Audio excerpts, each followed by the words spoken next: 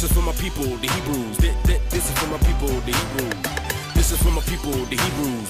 This is for my people, the Hebrews. Ain't waking up though, ain't waking up. Ain't waking up though, ain't waking up. Ain't waking up though, ain't waking up. Empty me out there, feel me Kwam inshallah, said Kwam inshallah. Rise up Israel, Kwam inshallah.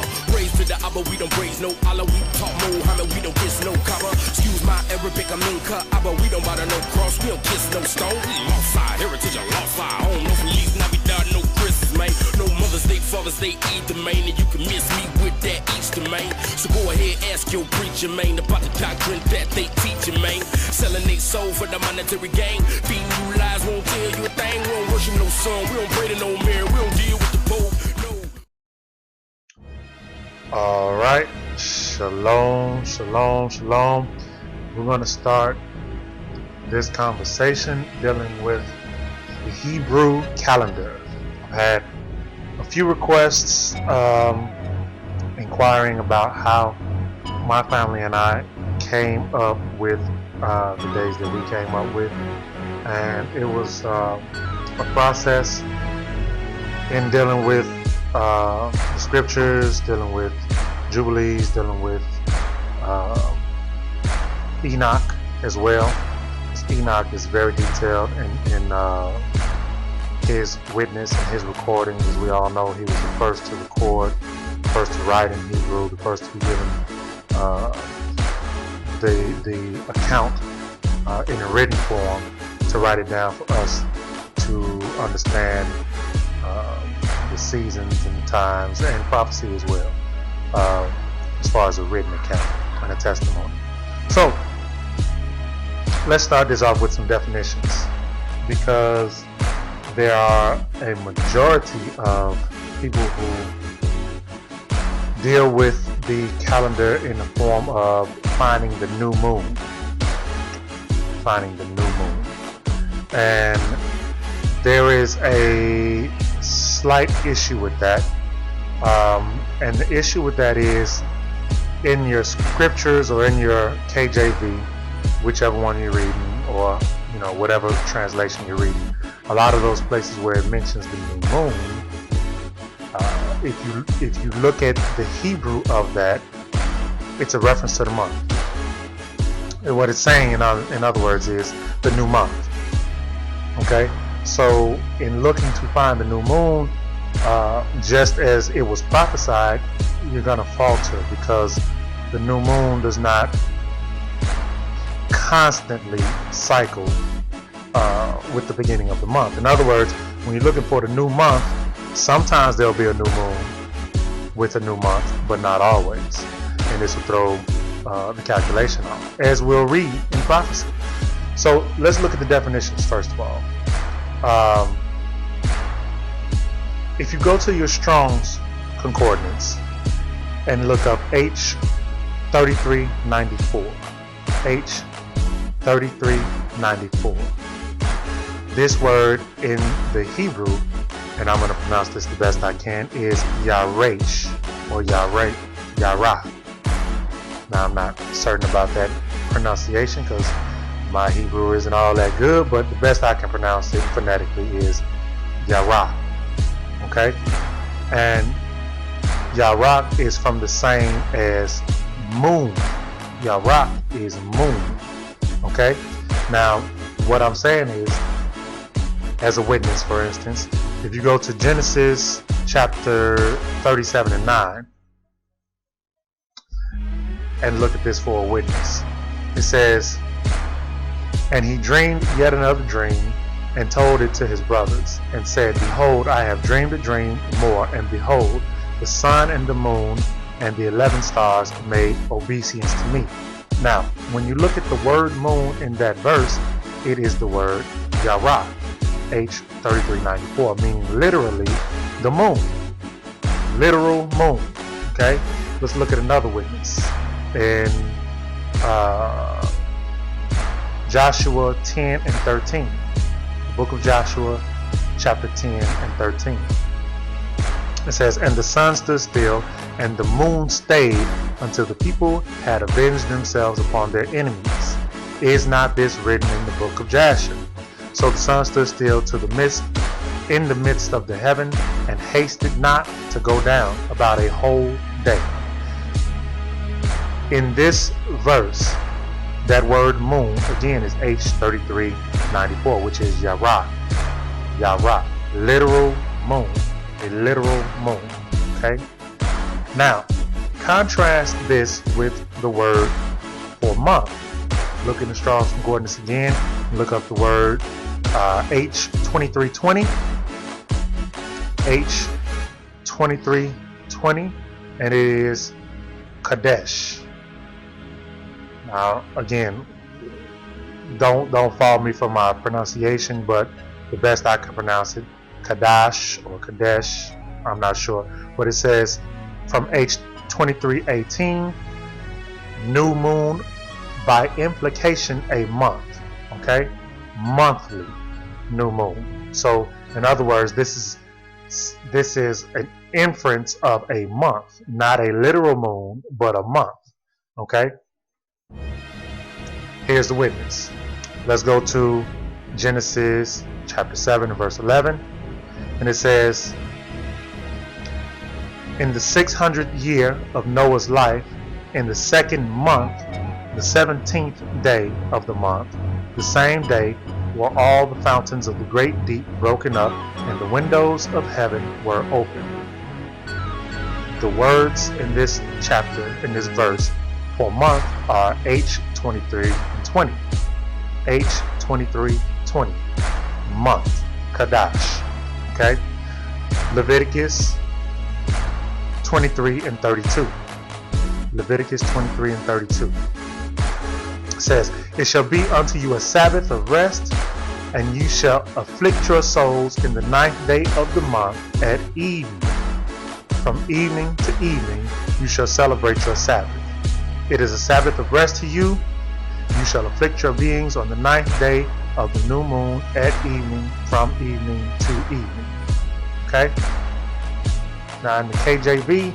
it says, in the 9th day of the month, 2320.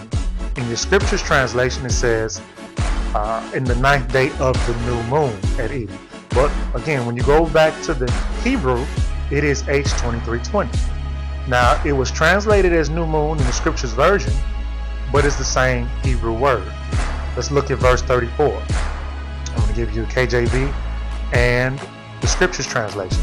K.J.V. translation, Leviticus 23:34 says, speak unto the children of Israel, saying, the 15th day of this 7th month shall be the Feast of Tabernacles, for 7 days unto Yah. 23:20, the 15th day of this 7th month. That day is H2320. And the scriptures it reads, speak to the children of Israel, saying, on the 15th day of this 7th new moon.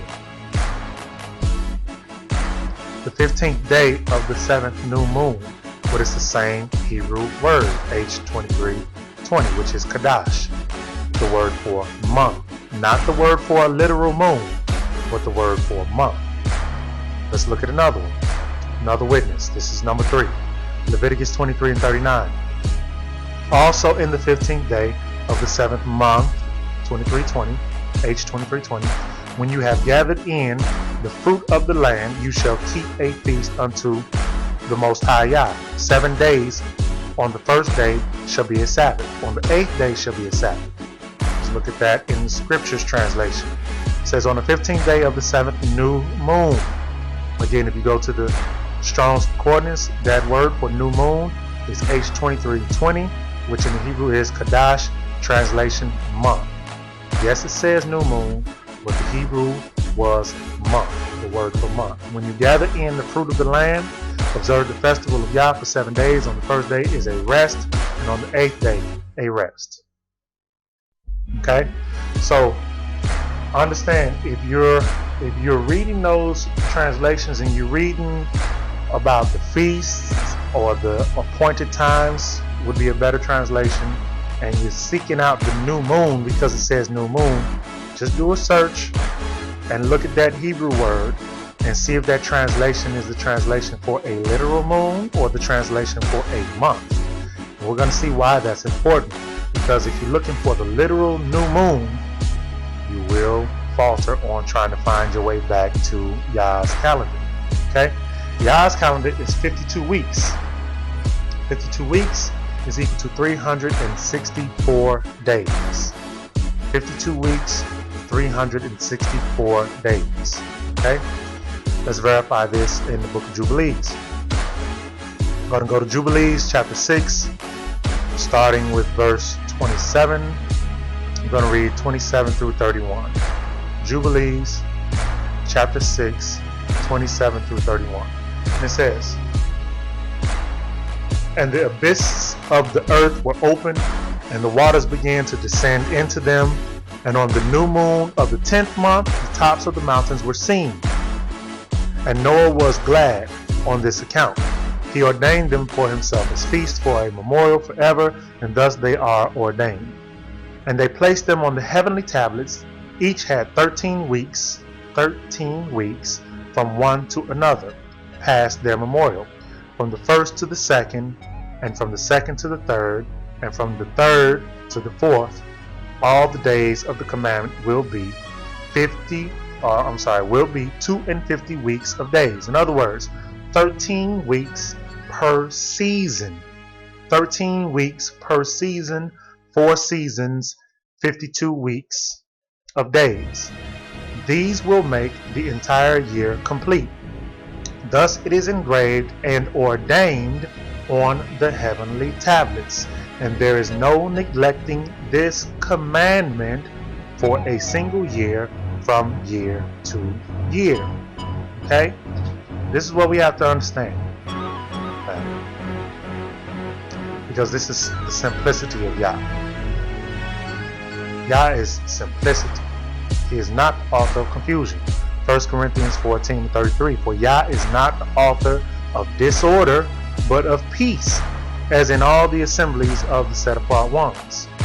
For example, 365, as we were taught in school, is the number of days in a year, is not divisible by 7 days.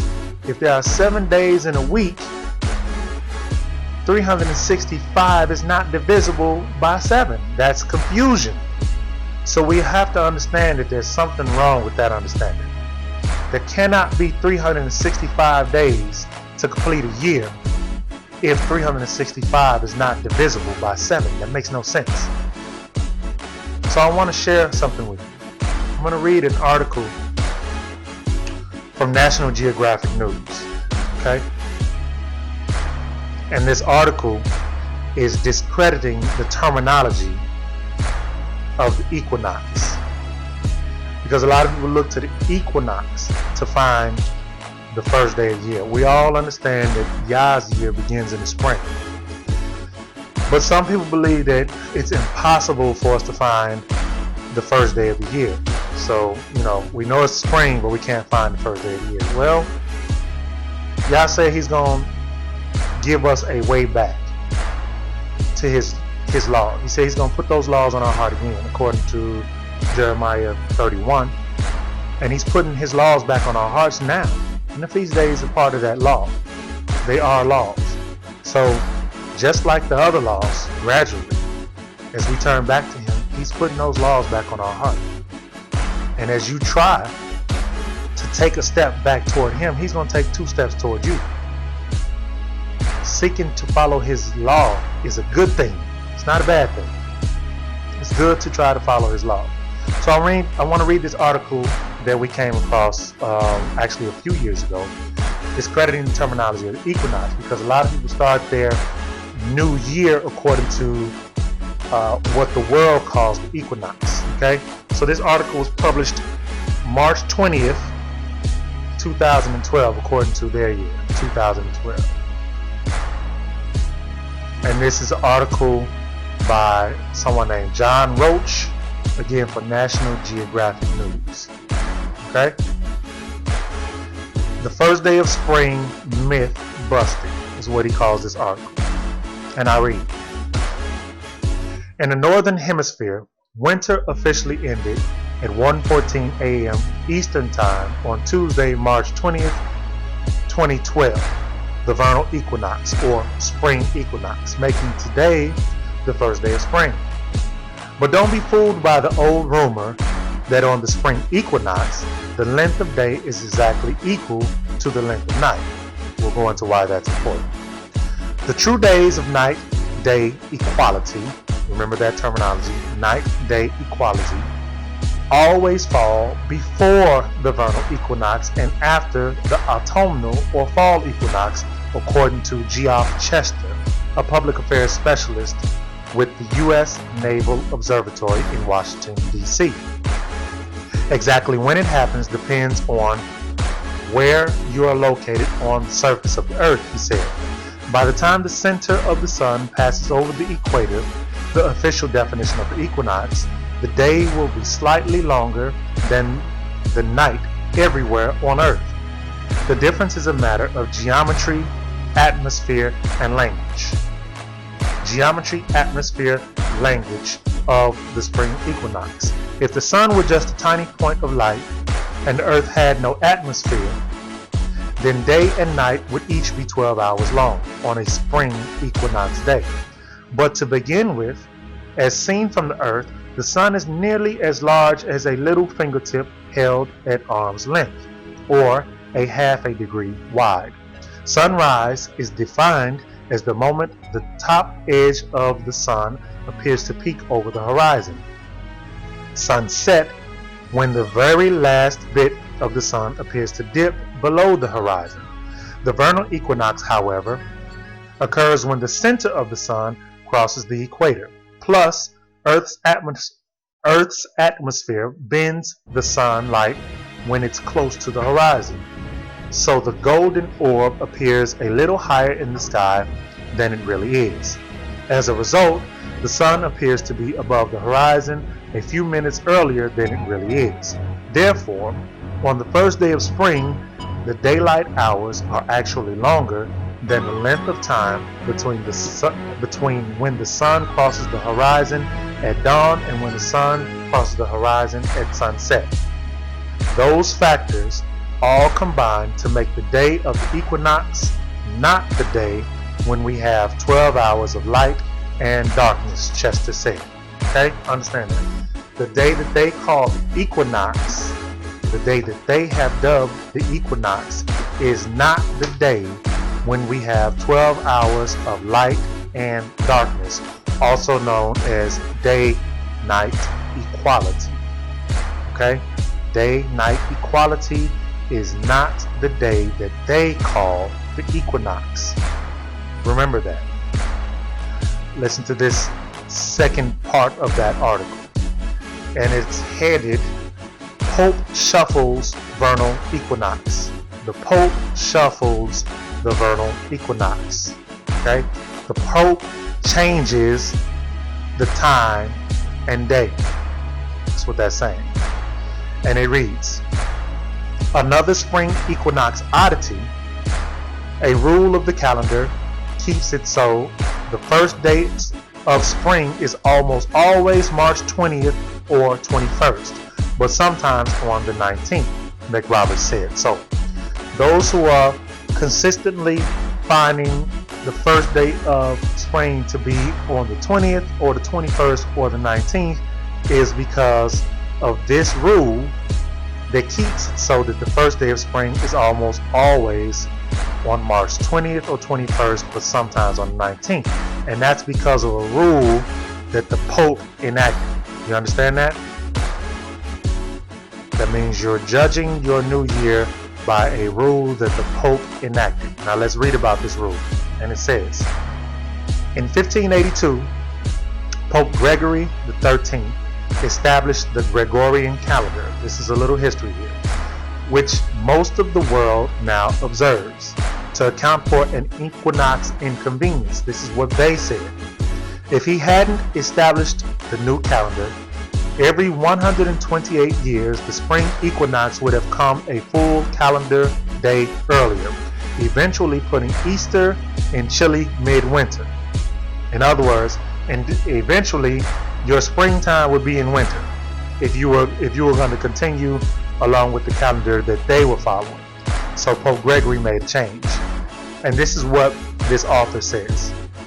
It begins with the fact, he says, that there is not an exact number of days in a year. Remember, Yah is not the author of confusion. So what were they doing? This is according to McRobert.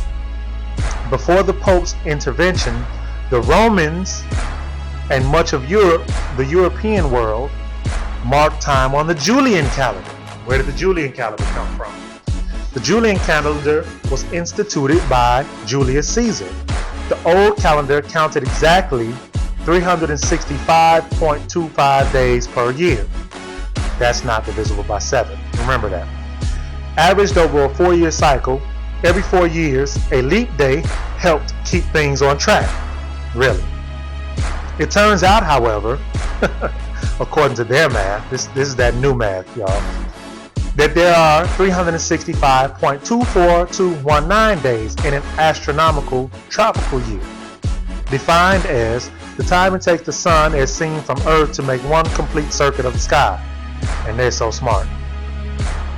Using the Julian calendar, the fall and spring equinoxes and the seasons were arriving 11 minutes earlier each year. So when you read in Jubilees and it says there will be those who make observations of the moon, how it comes in too soon, that did happen. Yes, it happened. I'm not telling you that didn't happen. That was prophecy. It did happen. And here it is in history how it happened. Using the Julian calendar, the fall and spring equinoxes and the seasons were arriving 11 minutes earlier each year. By 1500, the vernal equinox had fallen back to March 11th. To fix the problem, the Pope decreed that most century years, such as 1700, 1800, and 1900, would not be leap years. But the century years divisible by 400, like 2000, would be leap years. Where they come up with this stuff? This is that new math. Under the Gregorian calendar, the year is 365.2425 days long. That gets close enough to the truth.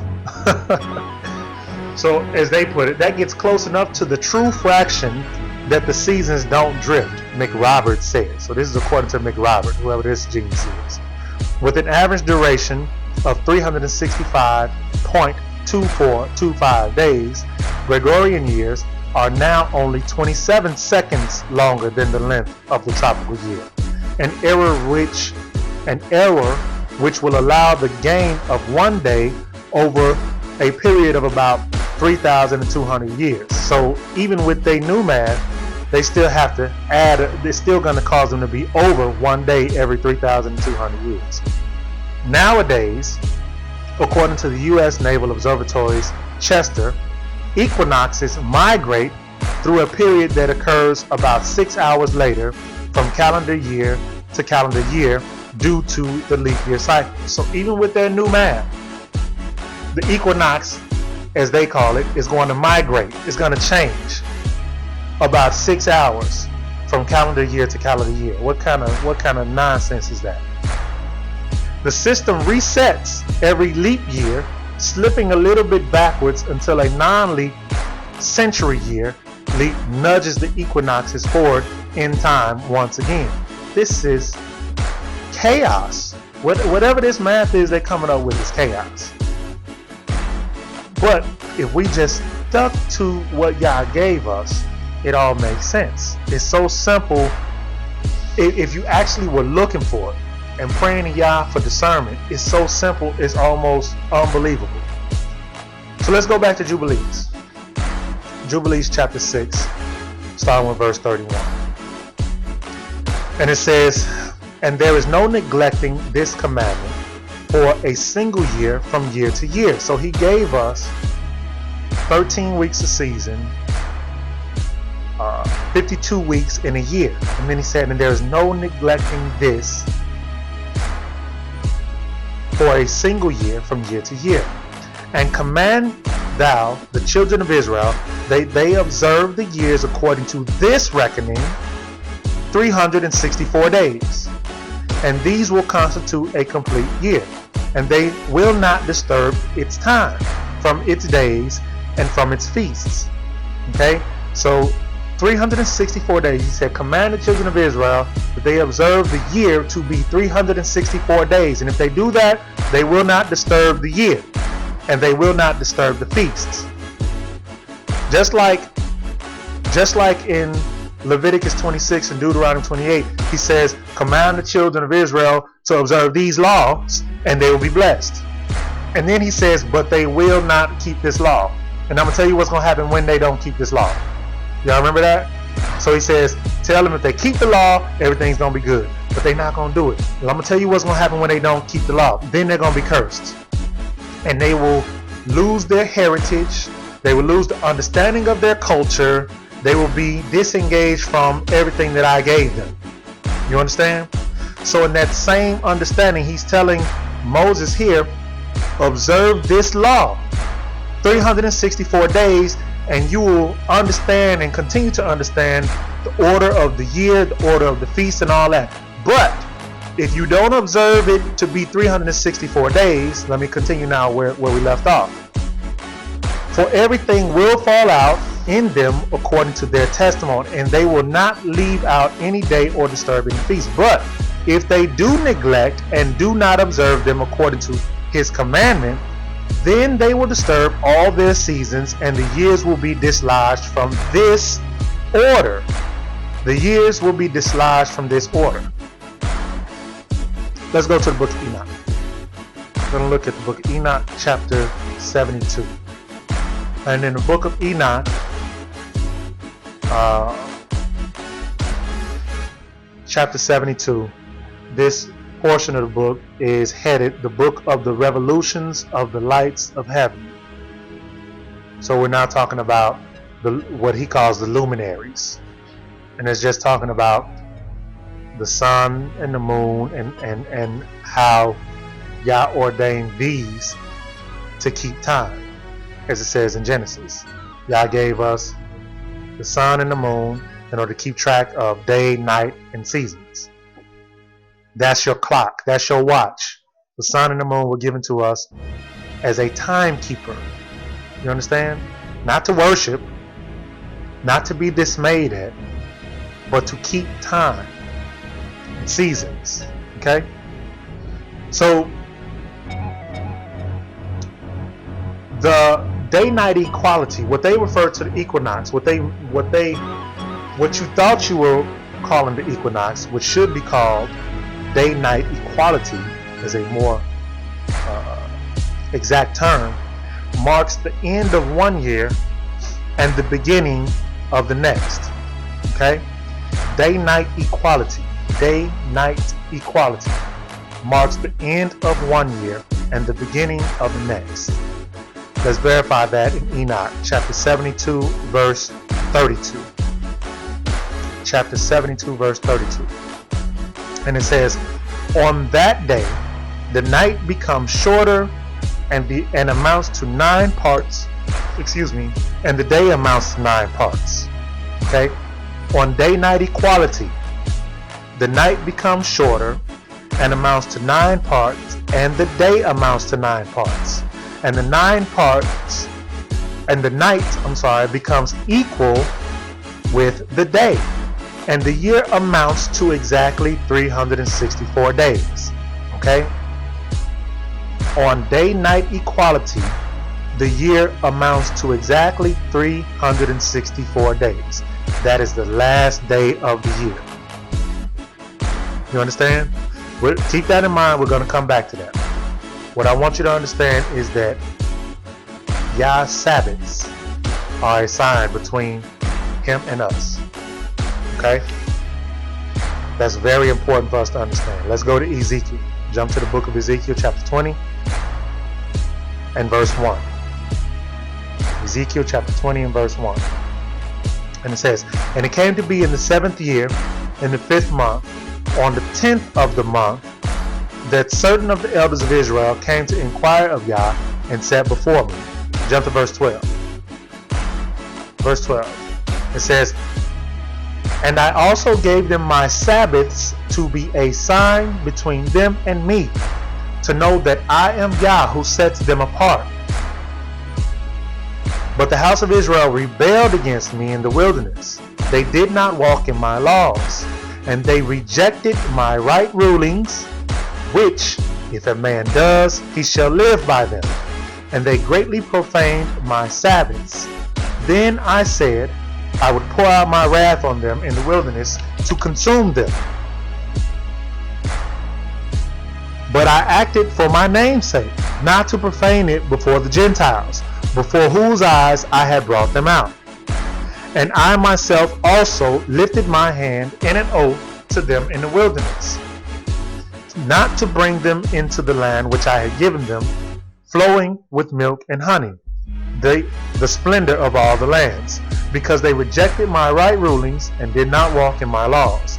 And if they profaned my Sabbaths, for their heart went after their idols, and my eye pardoned them from destroying them, and I did not make an end of them in the wilderness. And I said to their children in the wilderness, do not walk in the laws of your fathers, nor observe their rulings, nor defile yourselves with their idols. Verse 19, I am Yah, your power. Walk in my laws, and guard my right rulings, and do them, and set apart my Sabbaths. And they shall be a sign between me and you, to know that I am Yah, your power. But the children of Israel rebelled against me.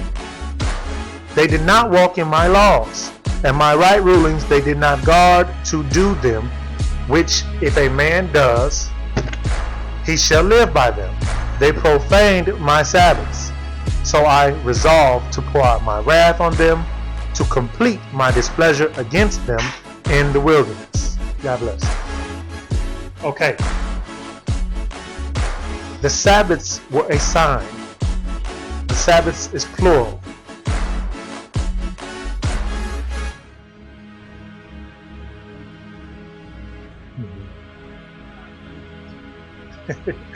Okay.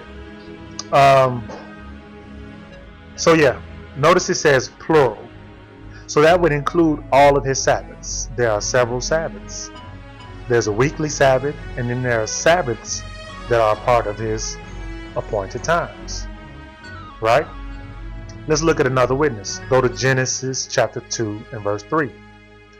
Genesis chapter 2 and verse 3. And it says, and Yah blessed the seventh day and set it apart, because on it he rested from all his work which Yah in creating had made. Go to 1 Thessalonians 5 and 1. Last witness. 1 Thessalonians 5 and 1. I'm going to read 1 through 6. Okay? His Sabbaths were a law. He said that we rebelled against him in the wilderness in not keeping his law. Which part of that law were his Sabbaths, plural. You understand?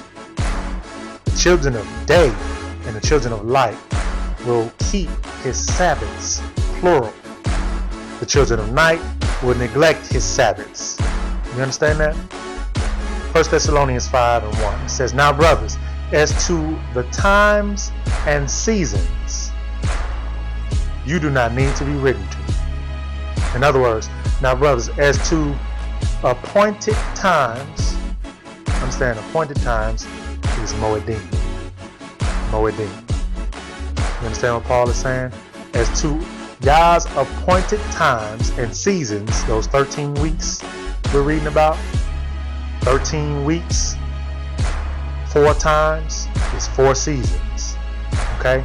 He says you don't need to be written to, because you who are keeping my laws understand the appointed times and the seasons. 52 weeks, 364 days. He said, I don't need to explain that to you, because you're the children of the day and know that. He says in verse 2, for you yourselves know very well that the day of Yah comes as a thief in the night. The day of Yah is an appointed time. That's an appointed time. You understand what Paul is saying? For you yourselves know very well that the day of Yah comes as a thief in the night. For when they say peace and safety, then suddenly destruction comes upon them as labor pains upon a pregnant woman, and they shall not escape.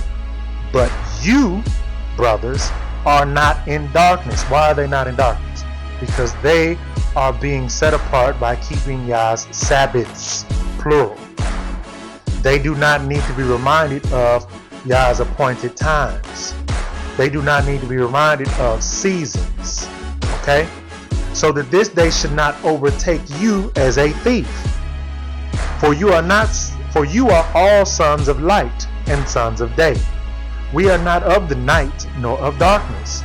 So then we should not sleep as others do, but we should watch and be sober. So in other words, if you understand seasons, and you understand what season you're entering in, you know that it's time to be watchful.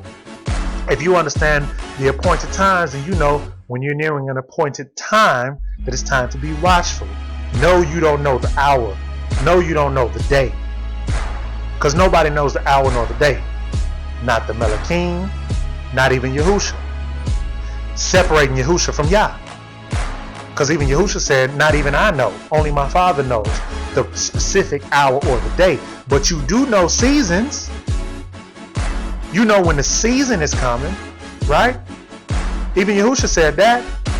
If you can discern the seasons, then you should be aware, okay, we're entering a season. It's time for us to be watchful. Something may happen this season. Okay? We're going to jump over to the Apocrypha and look at 2nd Ezra. Let's go to the Apocrypha and look at 2nd Ezra. We're going to read how Moses was shown the secret of the times and the end. Moses was shown the secret of the times and of the end. 2nd Ezra chapter 14, starting at verse 1. I'm going to read 14 verses 1 through 13. 2nd Ezra chapter 14 verses 1 through 13.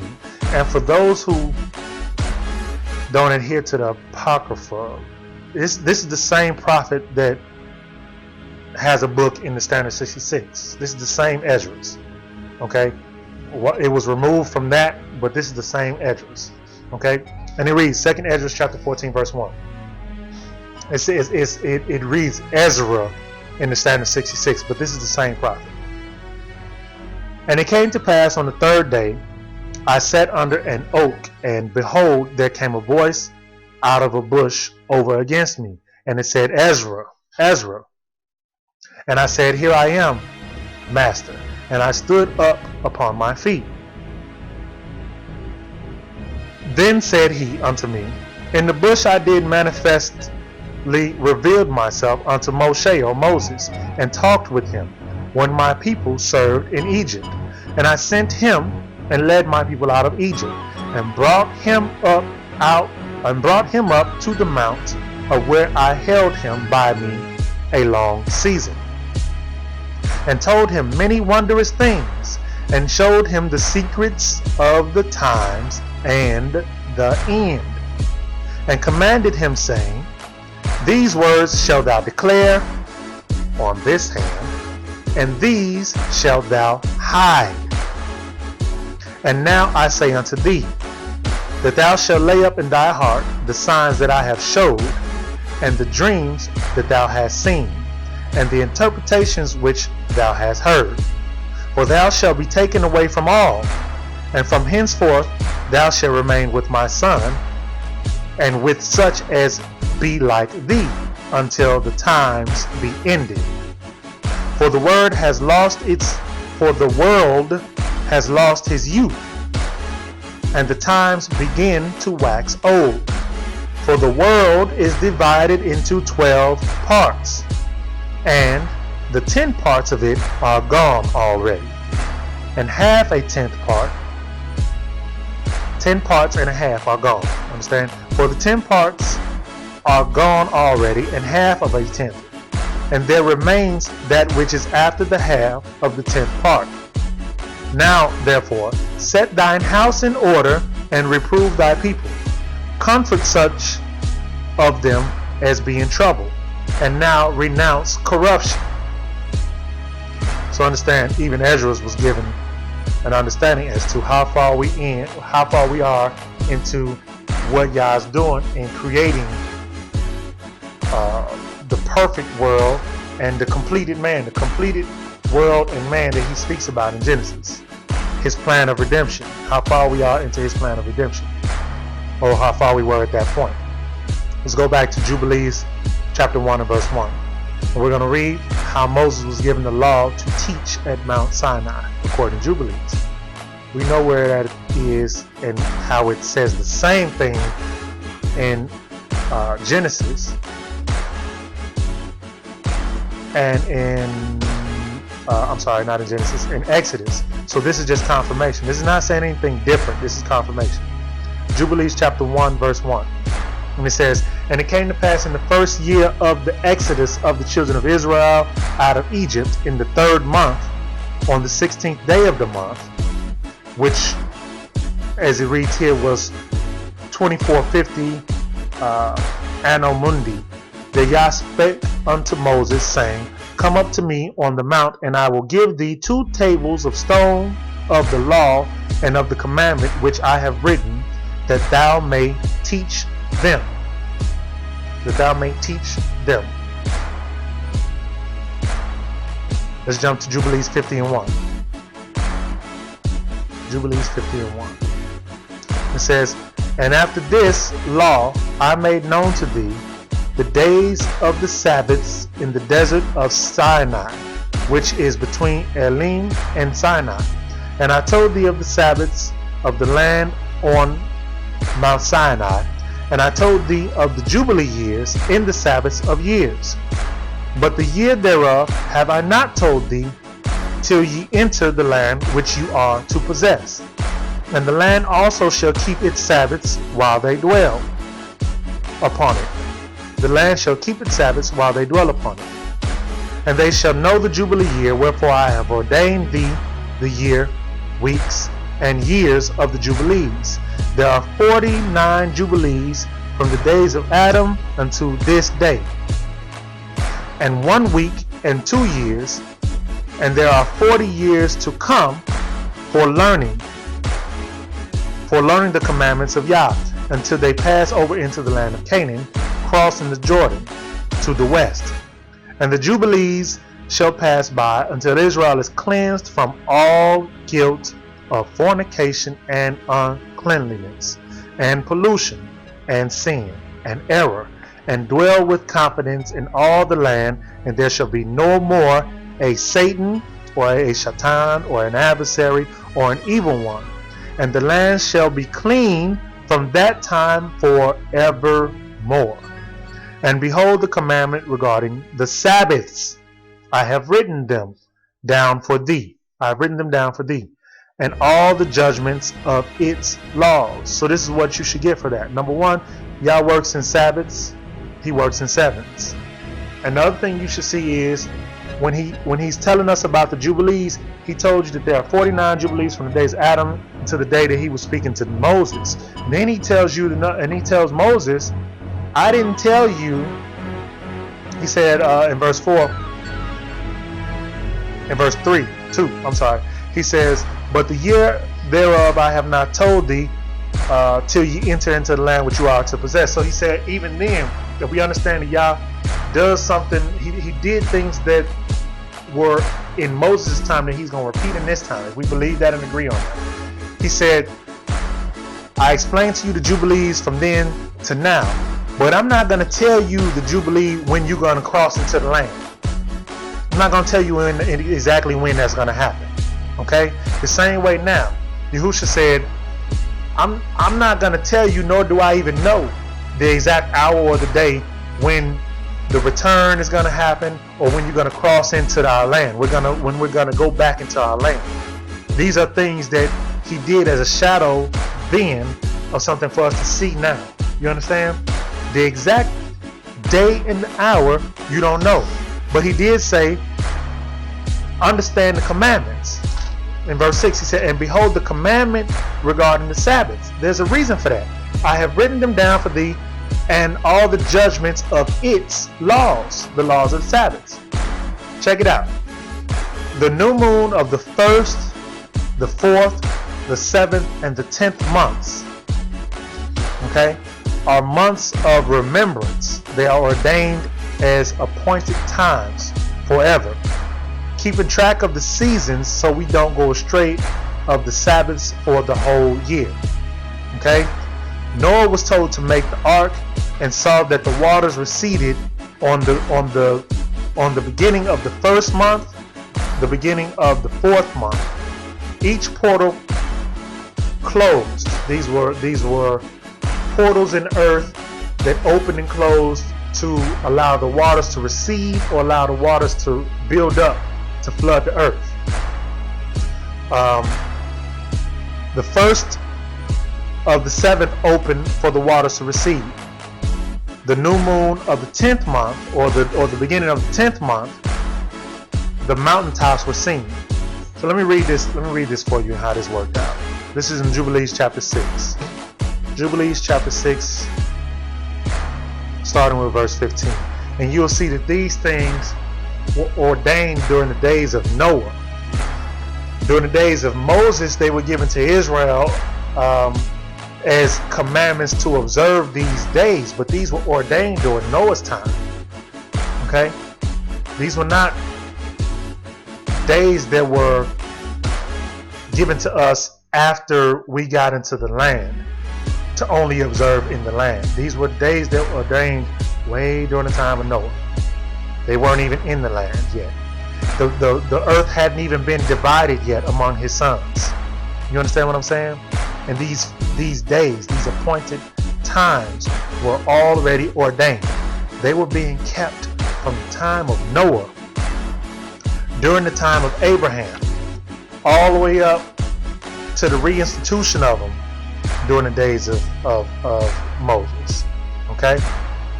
So Jubilees 6 and verse 15, it says, and he gave Noah and his sons a sign that there should not again be a flood on the earth. And he set his bow in the cloud for a sign of the eternal covenant, that there should not again be a flood on the earth to destroy it all the days of the earth. For this season is ordained and written on the heavenly tablets, that they should celebrate the Feast of Weeks in this month once a year, to renew the covenant every year. And this whole festival was celebrated in heaven from the day of creation till the days of Noah, 26 jubilees and 5 weeks of years.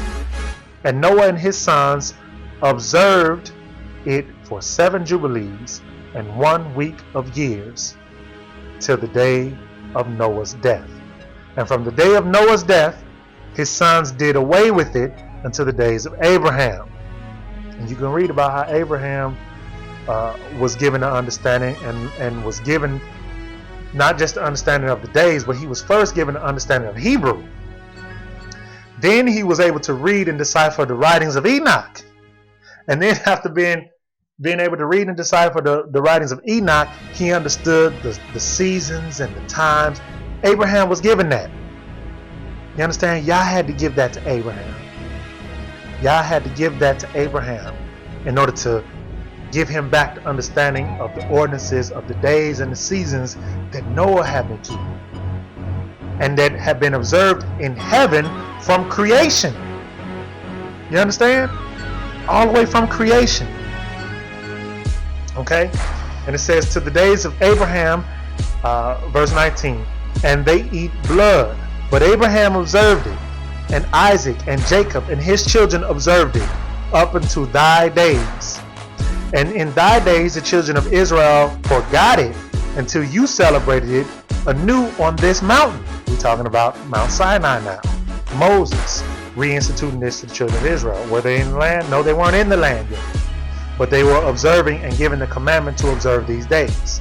Just as Abraham did, he wasn't in the land. Just as Noah did, he wasn't in the land. Just as it was in heaven. You understand? Verse 20, Jubilees chapter 6. And do thou command the children of Israel to observe this festival in all their generations, for a commandment unto them. One day in the year, in this month, they shall celebrate the festival. For this is the feast of weeks, and the feast of first fruits. This feast is twofold, and of a double nature, as most things are. They have duality to them. They have a physical understanding, and they have a spiritual understanding. Physical and spiritual. Yah gives us a physical understanding, and the spirit of Yahusha helps us to understand how this pertains to Him, how this pertains to the regathering us to, what's the word I'm looking for? To the fellowship of Yah. Regathering us to the true fellowship of Yah. Okay? So he says, for this feast is twofold and of a double nature, according to what is written and engraved concerning you. Celebrate it. For I have written in the book of the first law, in that which I have written for thee, that thou shouldst celebrate it in its season, one day in the year. And I explained to thee its sacrifices, that the children of Israel should remember and should celebrate it throughout their generations in this month, one day in every year. And on the new moon of the first month, and on the new moon of the fourth month, and on the new moon of the seventh month, and on the new moon of the 10th month, are the days of remembrance and the days of the seasons in the 4 divisions of the year. So the seasons are the 4 divisions of the year. This is simple. Each season divides the year into 4 parts. Remember, 13 weeks per season. These are written and ordained as a testimony forever. And Noah ordained them for himself as feasts for the generations forever, so that they have become thereby a memorial unto him. And on the new moon of the first month, he was bidden to make an ark for himself. So this is how it broke down. Okay? In the beginning of the first season, Noah was told to make an ark. And on that day, the earth became dry, and he opened the ark and saw the earth. So 2 things happened. In 1 year, Noah was told to make the ark, and in another year, the ark was open and he saw the dry earth. But this was the same season. You understand? Okay. It says, and on the new moon of the 4th month, the beginning of the 4th month, the mouths of the depths of the abyss beneath were closed. And on the new moon of the 7th month, all the mouths of the abyss of the earth were open, and the waters began to descend into them. And on the new moon of the 10th month, the tops of the mountains were seen, and Noah was glad. And on this account, he ordained them for feasts, for himself as feasts, for a memorial forever, and thus they are ordained. And they placed them on the heavenly tablets. Each had 13 weeks from one to another, past their memorial, from the first to the second, and from the second to the third, and from the third to the fourth.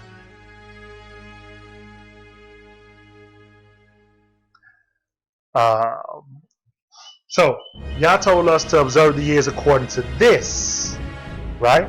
13 weeks, dividing 4 seasons. According to this, he said to observe the years according to this, and not according to the Gentiles' way.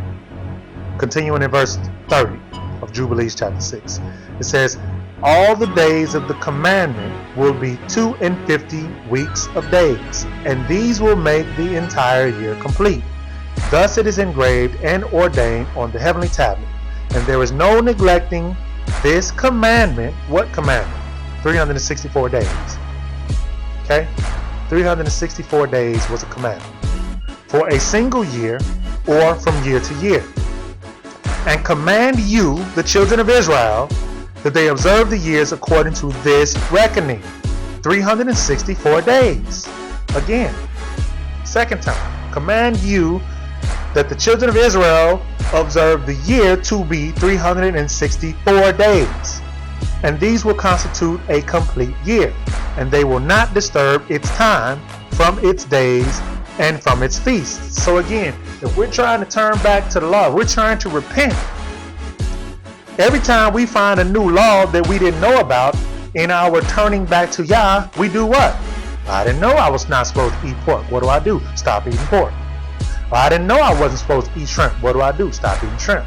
Well, I didn't know I was supposed to keep the Sabbath. What do? Start keeping the Sabbath. Well, I didn't know any law that you didn't know about. Once you find out about, what do? You repent and start trying to keep the law, right?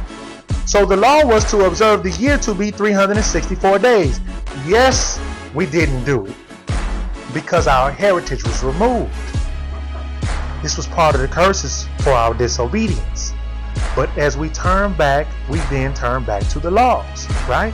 We're reading that this is a law. It's not saying anything different from the standard 66. This is confirming the standard 66. Okay? So let's pick it up in 32. And it says, and these will constitute a complete year, and they will not disturb its time. So if they observe this law, they will not disturb its time from its days and from its feasts. For everything will fall out in them according to their testimony, and they will not leave out any day nor disturb any feast. If they keep 364 days, they will not disturb the days or the feast. But they're going to disturb it. We did, right? But they're not going to keep the laws. We didn't, did we? So yes, we disturbed it. And yes, we didn't keep the feast. And yes, the feast fell out. And those days were not kept. And set apart days were made unset apart days. And unset apart days were made set apart days. That happened. Let's read about it. 34. Finishing 33. Then they will disturb all their seasons, and the years will be dislodged from this order. What order? 364 days. The law. And they will disturb the seasons, and the years will be dislodged, and they will neglect their ordinances, and all the children of Israel will forget.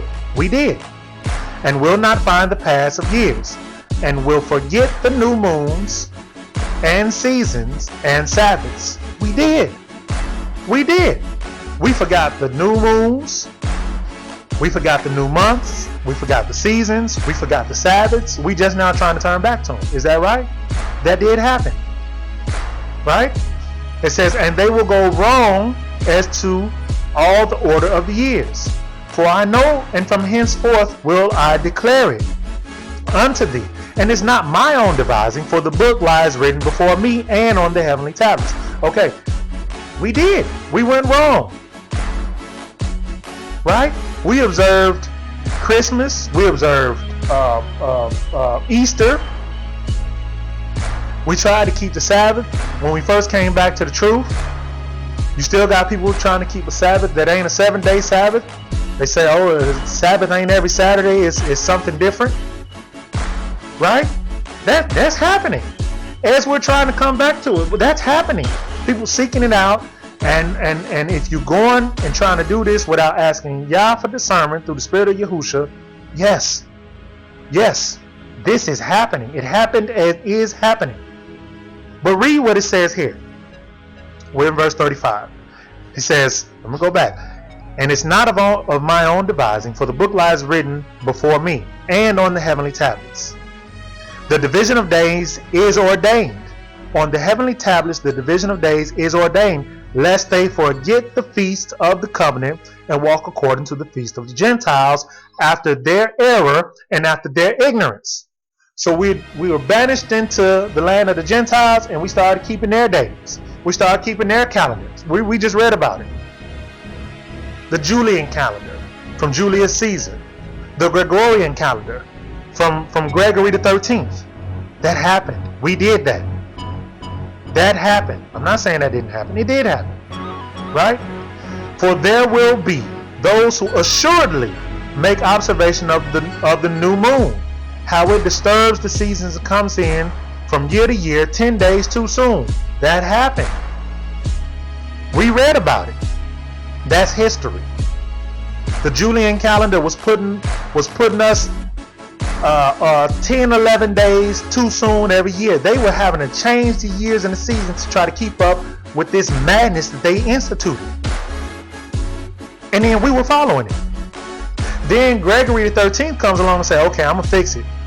Because the year ain't exact. It's a little off. It's 365.2425. So I'm going to fix it. We're going to do this to make it right. And then here we come, being separated into their land, being cast into their land, and picking up that same order. It happened. For this reason, the years will come upon them when they will disturb the order and make an abominable day the day of testimony, and an unclean day a feast day. And they will confound all the days, the set apart with the unset apart, and the unset apart with the set apart. For they will go wrong as to the months and Sabbaths and feasts and Jubilees. This happened. This happened. For this reason I command and testify to thee, that thou mayest testify unto them, for after thy death thy children will disturb them, so they will not make the year 364 days only. And for this reason they will go wrong as to the new moons, or the new months. We talked about that already. And the seasons and the Sabbaths and festivals, and they will eat all kinds of blood with all kinds of flesh. It happened. Just like when Moses wrote to us what Yah told him. Hey, if they keep these laws, they're going to be blessed in the city, they're going to be blessed in the field. But they're not going to keep these laws. Now, because they don't keep the laws, they're going to be cursed in the city and cursed in the field. But what happened? When we turned back to Yah, we came back to those laws. When we turned back to Yah, we turned around and said, okay, well, let's go back to the old ways. Let's seek the old way, as Isaiah said. And we went back to the writings of Moses to understand what we were supposed to be doing. And what we were supposed to be doing was keeping the law that says the year is only 364 days. And if you keep the year to be 364 days, then you will find the new month. And you will find the season. This is part of your repentance. You will find the new month. Because what did it say in verse 35? It says, for the book lies written before me on the heavenly tablets. The division of days is ordained, lest they forget the feast of the covenant and walk according to the feast of Gentile. In other words, when you forget my laws, my days still going to be on the heavenly tablets. That's not going to change. So even after you forget them, you can repent and come back to them, because it's still going to be on the heavenly tablets. You understand what that's saying? It's still going to be on the heavenly tablets. So if you decide to come back to the law, you can come back to the law. Yah always gave us a way back to the law. He always gave us a way back to the fellowship of him and Yahushua. He always gave us a path back. Now, yeah, there are those who are too lazy to try to find a path back. There are those who say, hey, I know I'm Israel, I'm good. That's all I need to know. And still kick it on the Shabbat. Still do a lot of stuff they're not supposed to do on the Shabbat. You understand? Still eat unclean foods. They say, hey, well, that's why we're supposed to pray over our food. I ain't got to worry about the fact that they putting unclean foods in clean foods and serving it to us. You know what I'm saying? We ain't got to worry about that. That's why we pray. Hey, we live in the land of our captivity, so there's no way for us to find it. Really? Really? There's no way for you to find it? Then you have some that read that and say, well, it says that the moon is going to be disturbed. Moon, you read it right there. It says the moon is going to be disturbed. Let me read that verse again. Jubilees chapter 6. Jubilees chapter 6.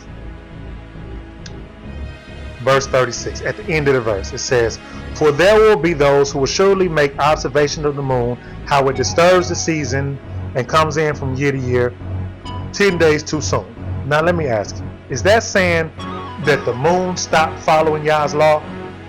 Or is that saying that man stopped following Yah's law? We already showed you that in the Hebrew, when you're looking in, it talks about the new moon, it's talking about the new month. It's not talking about the literal moon, it's talking about the month. But there are those who think that's talking about the literal moon and are making an observation of the moon and seeing where the new moon comes in 10 days too soon every year.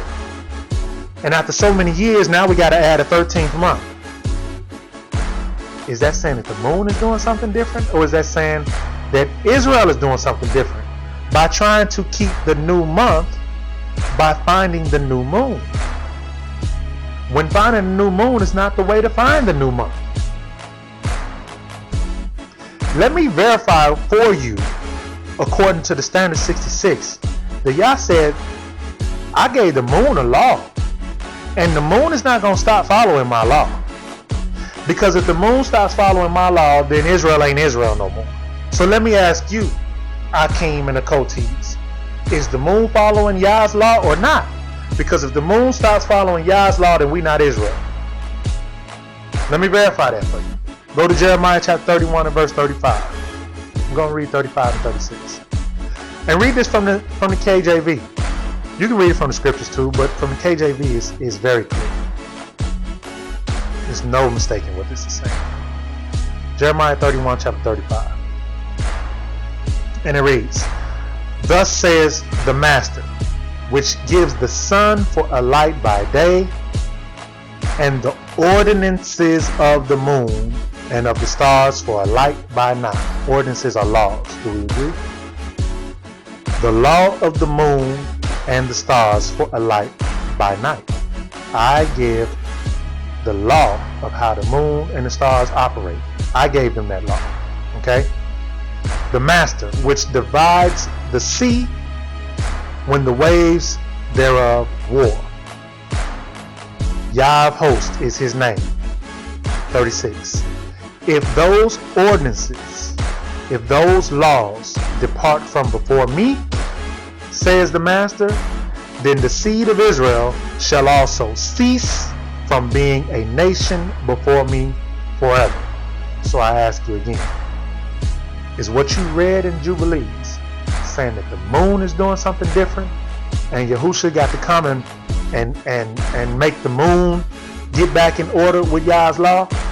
Or is it saying that Yah's children, Israel, are doing something different and Yahushua got to give the children of Israel understanding of the law again? Which one is it saying? The children of Israel disobeyed or the moon disobeyed? Let's pray for discernment when we're reading these scriptures. Because everybody can read the scriptures, and we all know that a lot of people read the scriptures don't really understand what they read. Otherwise you wouldn't have a church. Otherwise you wouldn't have the Vatican. Otherwise you wouldn't have the Jews. Otherwise you wouldn't have Ishmael and them doing what they doing. Because all of them saying they reading the scriptures. You understand? The Nation of Islam read the scriptures all day and night. Fair or Khan constantly quoting the scriptures, but he don't have understanding of it. The prophets, Yah said he was going to take their understanding from them. So we got to turn to the teacher. We got to turn to the comforter. We got to turn to Yahushua. And we got to beg of him to help us discern this word. We got to beg him to help us discern this word. We have to do away with the ways of the Gentiles. You understand? You're trying to keep that 365-day calendar was one of the laws that Yah said don't deal with. That's a law Yah said don't deal with. Jeremiah 10, 1 and 2 says, "Hear the word which Yah speaks to you, O house of Israel." Verse 2, "Thus says Yah, learn not the way of the Gentiles, and do not be awed by the signs of the heavens, for the Gentiles are awed by them. You're looking for the moon to discern a new month. That's not what Scripture said. That's not what Scripture said. That word Kadash, means month. So when you read in Leviticus 23 and it says the new month, if you go to the Hebrew, it says new moon, you go to the Hebrew, that word is month, not literal moon. We talked about that. The word for moon is Yareh or Yarah. You can verify that in all the places where Scripture speaks of a literal moon. Look at the Strong's Concordance for that word. It's a literal moon. It says Yarah. When it says new moon, but it's talking about a month, it says Kadash. Okay? We have to seek the old ways. You got Bruce telling you don't learn Hebrew. Hey, I'm not a Hebrew scholar. But as I'm praying for discernment, guys, lead me to these words that we need to have an understanding of. English is not our language. English is not our language. Yes, the K.J.V. brought us back to Yah.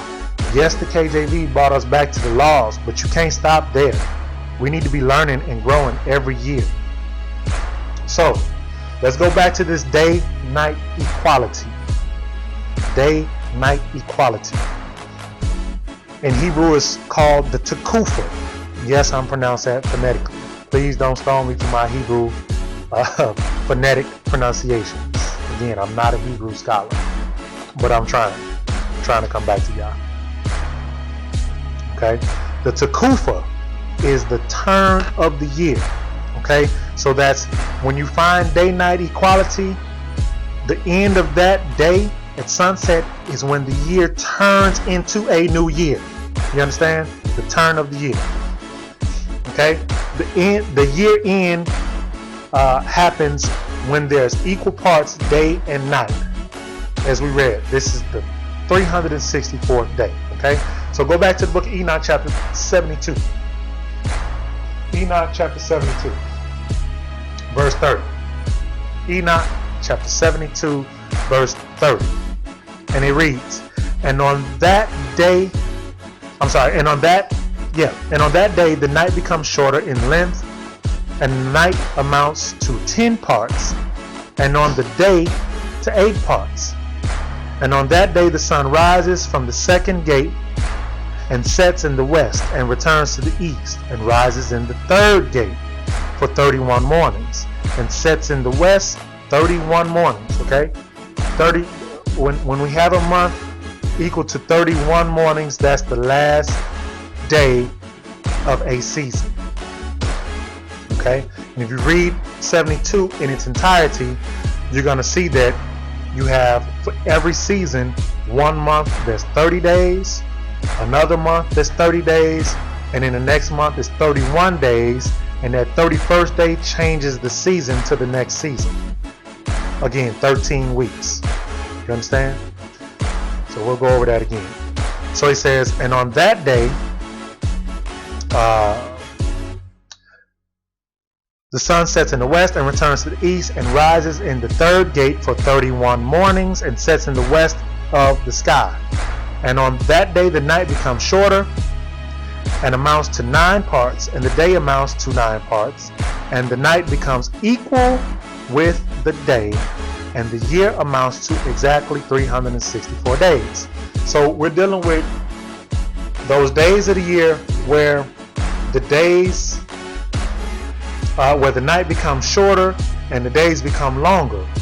Okay, and we know those days from childhood, when the nights are getting shorter and the days are getting longer until you come to that point where the night and the day are equal. And then after that, what happens? The day becomes longer and the night becomes shorter. So you're going from spring into summer, and you're going to get to that point where the summer, the day is the longest and the night is the shortest. And then what's going to happen after that? Then the day starts to become shorter again and the night starts to become longer again. Okay, these are what the world refers to as solstices. We're not talking about wicked celebrations. We're just talking about what's happening with the lights that Yah put in the heavens for us to discern the times and the seasons. You understand? times and the seasons. So, according to the U.S. Naval Observatory, actually, wait, let me go back first. Let me help you understand this, because I'm going to post some pictures for you when I post these scriptures. And I want you to see that that time when the day and the night are equal, which the world refers to as the Vernal Equinox, right? Even though they're off a day, but that's the term they use for it. That's the day that we're talking about, okay? And that would be, for us, the top of your calendar. That would be your new year, the last day of the year and the beginning of the new year, okay? They refer to it as the Vernal Equinox. A more accurate terminology again would be day-night equality, or in the Hebrew, the Tekufa. At the Tekufa would be the turn of the point which your year turns into a new year, okay? So that season is spring. Spring is going to be equal to 13 weeks, okay? Your first month of spring, of course, is Abib. We know that from Exodus. We know that from Leviticus. We know that from our Sabbath 66. Once you find the first day of the year, if you understand that according to Enoch, there are 13, according to Enoch and Jubilees, there's 13 weeks in a season. And according to Enoch, there are 30 days in the first month, 30 days in the second month, and 31 days in the third month. And then you come to what the world refers to as the Summer Solstice. At that point, the sun is at its highest point in the sky. So you got the longest day of the year. You understand? But you also have the beginning of the season of summer. So, and you can look at the picture I'm going to post to see this. The first month in spring, you got 30 days. Okay? The second month in spring, you got 30 days. Third month in spring, you got 30 plus 1 day. That 31st day changes the season from spring to summer. Okay? That first month in summer, you have 30 days. The second month in summer, you have 30 days. That third month of summer, you have 30 plus 1 days. That changes the season again from summer to autumn. That's the change of the season. Remember, we talked about 13 weeks. Again, Yah is not the author of confusion. So when you do this and you look at the numbers and you look at the math, this is easily divisible. 13 weeks, 364 days, easily divisible by 7. Yah gave us 7 days in a week, 52 weeks, 364 days, right? Continuing with autumn. The first month of autumn, even though you don't have a name for that month. We don't find a name for that month in the Standard 66. We don't find a name for that month in the Jubilees or in Enoch. All we have is numbers. We have a count. We have a count. Okay? Sometimes those new months will line up with a new moon. Literally. Sometimes they will. Sometimes they won't. Because the ordinance of the moon, if you read in Enoch 73, sometimes it's 30 days, sometimes it's 29 days. You understand? But the months are going to be 30 days, 30 days, 31 days to equal a 13-week season. The moon does not keep that time. The moon does something different. Okay? But once you find that first day of the year, you start your count of days. 30 for 1 month, 30 for the second month, 31 days for the third month, boom, new season. 30 for the first month, 30 for the second month, 30 for the third month, boom, new season. Now we're in autumn. 30 for the first month, 30 days for the second month, 31 days for the third month. Now you at the winter solstice. Okay? Which simply means that the sun is at its lowest point in the sky. We now have our shortest day of the year, and our longest night of the year. Correct? We know this from childhood, correct? Yah gave us these seasons. Okay? The Gentiles were dismayed at the signs of the heavens and started worshiping these solstices. Yah gave us no such worship. But he did give us these seasons to help us understand his calendar. And he gave us particular days to keep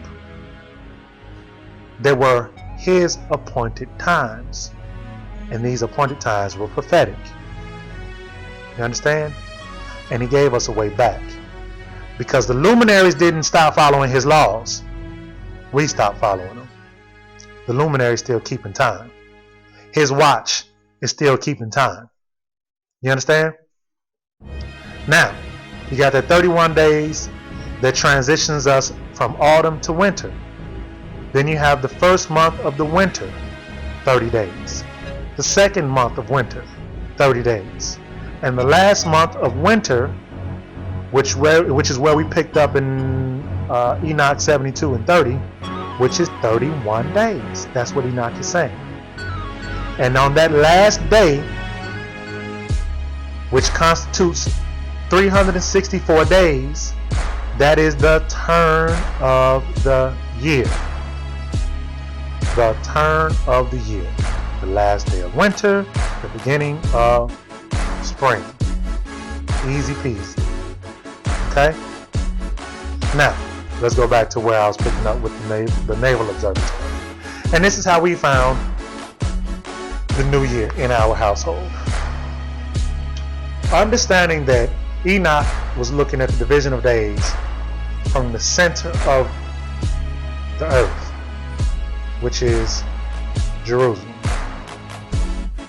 Okay? The land that was given to Shem. The middle of the world. The middle of I'm not going to get into that. But anyway, the middle of land that was given to us. Right? So, according to the U.S. Naval Observatory, what we did last year, and this is our testimony, okay? In 2016, because before that we were trying to find the moon. Guilty. We're trying to find a new moon. Guilty. Yes, we did that. This is why I'm familiar with that understanding. We did that. It was off. It was off. It was confusion. Okay? But Yah showed us that where he was talking about the moon, where it says the moon in that English translation, in the Hebrew it said month. Okay? So, in trying to find the Tekufa from where Enoch would have observed. Okay? What we found is that the fifth day, let me do this correctly. What we found is that March 16th of 2017 had 12 hours in the day, and that night prior had 12 hours, or 11, I'm sorry, that night had 11 hours and 59 minutes. That was the closest to 12 hours of day and 12 hours of night. And according to Enoch, chapter 72 and verse 32, this marks the turning point of the year, or the Tekufa, which meant that the following day's sundown beginning the following day, which was a Friday, beginning a 7-day Shabbat, would be the first day.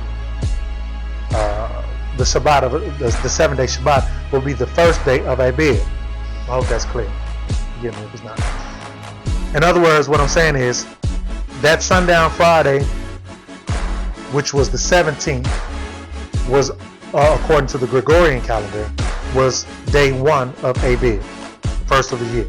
Okay, and that 14 days into Abib, which was another Shabbat, at twilight between the evenings, would be Passover. Okay, and that's what we found according to the U.S. Naval Observatory, with Jerusalem as the focal point. Okay, so when we went to the U.S. Naval Observatory, We plugged in the coordinates for Jerusalem, which was 35 degrees east, 31 degrees north, and starting with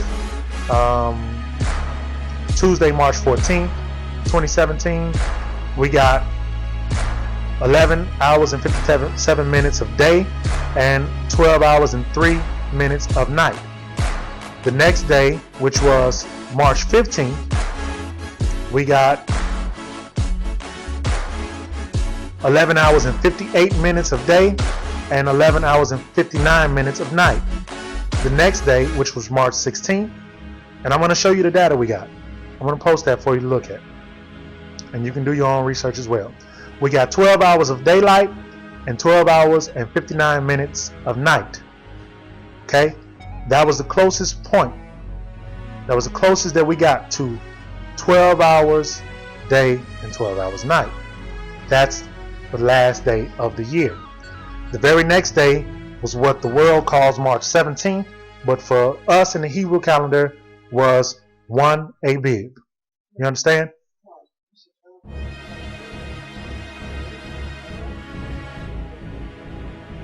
"12 hours day and 11 hours and 59 minutes of night." If I read that wrong, I apologize. Told my Isha correctly. So the next day we got on March 16th, we got 12 hours of daylight and 11 hours and 59 minutes of night. Okay, and according to Enoch, that is the Tekufa, or the turn of the year. In other words, that is the last day of the year. That day makes the year complete with 364 days. That's law. That's law. Which means that the next day is 1 Abib. The first of Abib. Okay? Now what we understood, and I'm going to close with this, because this is our testimony. What we understood, because we talked to other brews that were also trying to find the new year, and we're also trying to find the understanding of Yah's calendar, and we were talking to each other peaceably. Okay, we wasn't busting each other's head and calling each other names, but we were just trying to find the new year. And what we all understood is, even if we found something different, we were going to have to walk this out. We're going to have to count this 364 days and see if what we found to be the new year in 364 days would be another Tekufa, will be another day-night equality. You understand? And when we went back to find the new year for what they call 2018, but on our Hebrew calendar, our new year, okay, when we went to find that, and we went to find day-night equality, and we found that day was what they call March 17th. March 16th again was day-night equality, which will make March 17th day 1 of Abib. And when we counted back those days to see if we had 364 days, it was 364 days exactly, which was Yah's year complete. And I'm gonna tell you something else, which was it just goes to show you how wicked the world is. When we went to Google to see if that was 364 days, they said it was 364 days plus 1 day.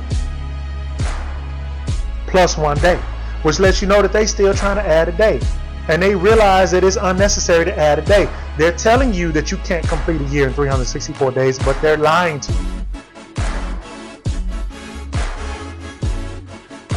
Yeah.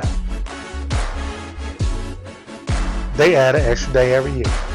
Okay, I don't know what point in the year they added. Yeah, we came up to the 16th. Yeah, but they add a day. But Yah's calendar does not need a day added. Does not need a day added. So I'm gonna conclude with that, and that's how we found Yah's calendar. That's how we found the turning point of the year, which is called day-night equality. That's why we don't go by what the world calls the equinox. I gave you the articles on why what the world calls equinox is not day-night equality. I gave you how the Gregorian calendar is discerned. I gave you how the Julian calendar is discerned. Family, I pray understanding is had. If it is, all praise be to Yahuwah, by Hashem Yahusha. If you have more to add, I welcome it. Please do in the comments. If you have a rebuke, feel free to add in the comments. If you see something that's off, show it. Show it, because we all have pieces of this puzzle, and we're trying to get back to it. The pieces of this puzzle I got from several different places, but the guide was Yah. The guide was the spirit of Yahuwah. Yahuwah sent in the name of Yahusha. You understand? That's the teacher. He's the one that is going to bring you back to understanding. Not any individual man, woman, teaching, any of that. Not even this. Not even what I just gave you. You understand? You're going to have to pray for discernment. But I showed you where this is law. And you can let man keep telling you that you don't have to keep this law, but you do have to keep other laws if you want to. That's up to you. We each individually have to stand on the day of Yah and give account for what we did in our lives and how we came to the understanding we came to. So pray for discernment. Seek Yah in His laws. Seek the old way. Understand that the law is a school teacher unto Mashiach, as Scripture says. And that Mashiach is going to bring you back to understanding and back to the fellowship. Remember, He says He is the door. Anyone entering through any other way is not getting in. You understand? So again, I pray that you guys have understanding. I pray that this is helpful to someone, whoever it was meant to help. And with that I say, Yah bless, and Baruch Hashem Yah, by Hashem Yahusha HaMashiach. Shalom.